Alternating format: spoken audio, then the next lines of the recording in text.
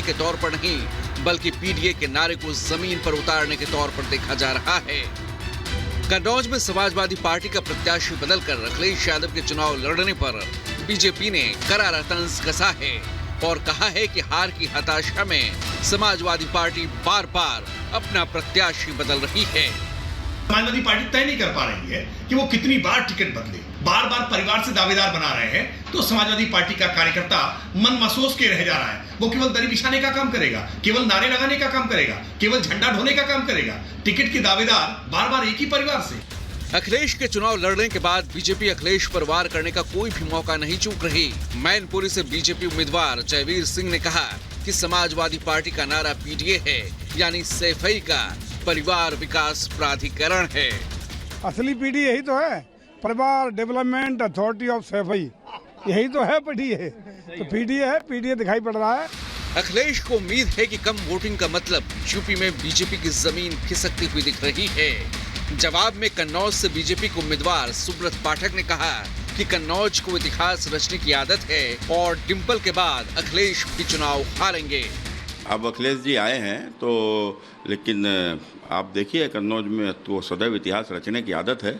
4 जून को एक नया इतिहास यहाँ लिखा जाएगा।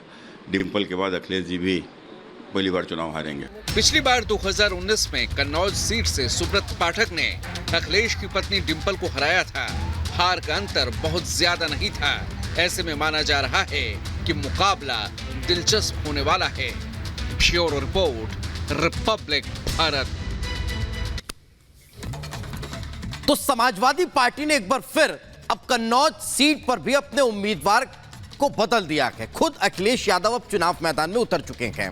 समाजवादी पार्टी किस तरह से चेहरे बदल रखी है वो आपको बता देते हैं। सबसे पहले बात कन्नौज की ही कर लेते हैं। तो तेज प्रताप यादव को यहां पर टिकट दिया गया था, लेकिन अब उनका टिकट काट दिया गया और खुद अखिलेश यादव यहां चुनाव मैदान में उतर चुके हैं। इससे इतर अब और आपको बताएंगे, कन्नौज का जिक्र हम लगातार कर रहे हैं कि कैसे तेज प्रताप को टिकट दिया गया और खुद अखिलेश उतरे। बात गौतम बुद्ध नगर की कर लेते हैं। तो 2 बार प्रत्याशी गौतम बुद्ध नगर में बदले गए हैं। कौन कौन बदला गया?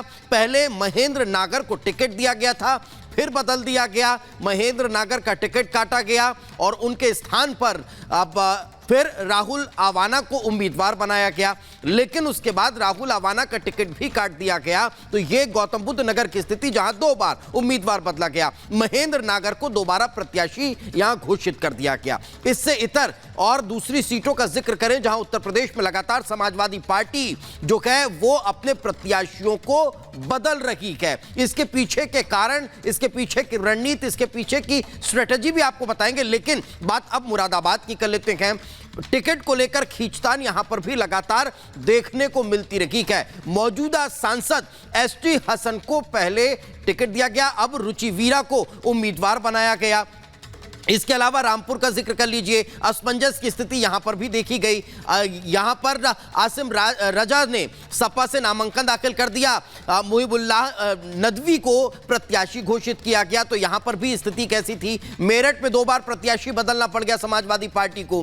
पहले यहां भानु प्रताप को टिकट दिया गया, कुछ और नेता यहां टिकट की मांग करते रहे।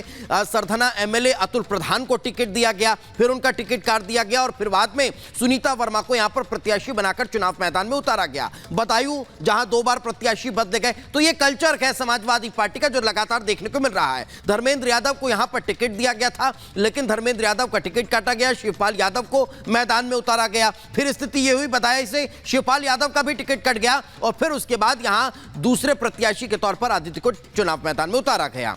तो ये आपको कन्नौज में किस तरह की स्थितियां हैं आप जरा वो बता देते हैं। मुलायम परिवार का गढ़ रहा है। 1999 में मुलायम सिंह यादव को यहां जीत मिली थी। उसके बाद से भी लगातार जो स्थितियां हैं वो यहां पर देखने को मिल रही है। चलिए हम सीधे ग्राउंड पर रुक कर लेते हैं। हमारे सहयोगी अजय दुबे इस वक्त हमारे साथ जुड़ गए हैं।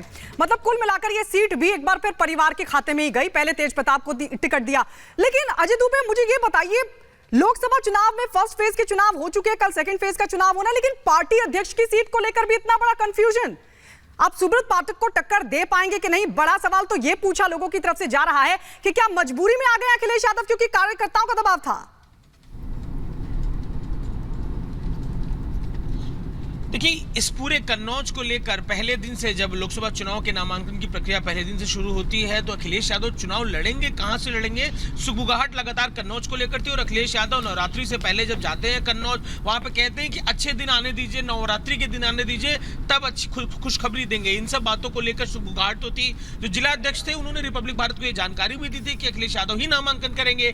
पर जो भी गुड़ागणित बना हो, रामपुर से पहले तेज प्रताप को लड़ाने की कोशिश थी, रामपुर में बात नहीं बनी, तो कन्नौज में तेज प्रताप लड़ने के लिए आए। लेकिन पारिवारिक गुड़ागणित जो भी रहा, और इसके अलावा कार्यकर्ताओं को दबाव तो निश्चित तौर पर कन्नौज में था ही। और ये बताता है कि कैसी अनिर्णयता की स्थिति है, कैसा निर्णय लेने में समाजवादी पार्टी बैकफुट पर दिखाई दे रही है। अखिलेश यादव बैकफुट पर दिखाई दे रहे हैं। 8 से ज्यादा सीटों पर उन्होंने अपने उम्मीदवार बदले, और ऐसी बिल्कुल अजय दुबे, हम आपके पास लौटेंगे, लेकिन बड़ा सवाल पूछा जा रहा है कि आखिर इतना कंफ्यूजन क्यों है। लेकिन इस बीच आपको चुनावी अपडेट बता दें, और चुनावी अपडेट यह है कि मध्य प्रदेश, उत्तर प्रदेश में प्रधानमंत्री नरेंद्र मोदी रैलियां करने वाले हैं।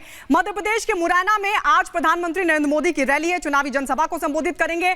तो वहीं आगरा, बरेली और शाहजहांपुर में भी जनसभा को संबोधित करेंगे प्रधानमंत्री मोदी। इसके अलावा अमित शाह भी चुनावी मैदान में, जहां वो ताल ठोक रहे गांधीनगर सीट से, तो आज गरजते नजर आएंगे। मेंढक के सिद्दीपेट में चुनाव प्रचार करेंगे। इसके अलावा आपको बता दें, बोलंगीर के सोनपुर में भी एक जनसभा अमित शाह की होने वाली है। इसके अलावा रक्षा मंत्री राजनाथ सिंह भी लगातार चुनाव प्रचार कर रहे हैं, और इसी कड़ी में उत्तर प्रदेश में वो कानपुर देहात में चुनाव प्रचार करते हुए नजर आएंगे। इसके अलावा लखीमपुर खीरी में राजनाथ की एक जनसभा होनी है।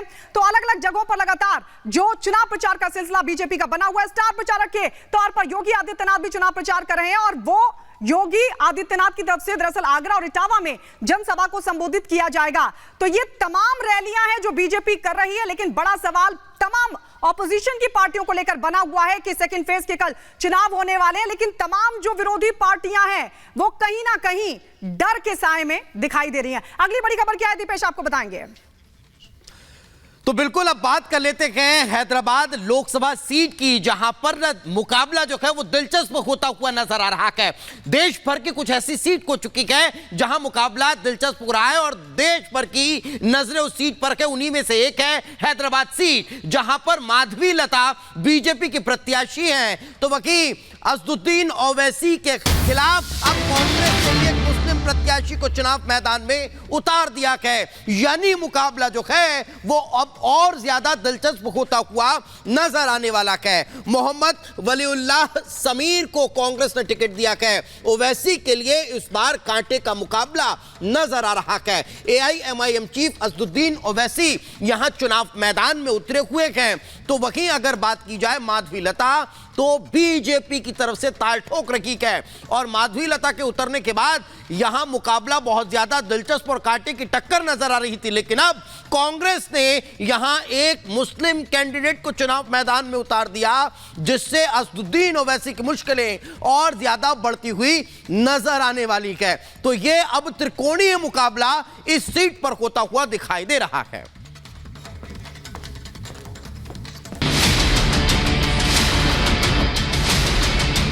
मोदी की एक ही गारंटी मुसलमानों से नफरत की गारंटी है।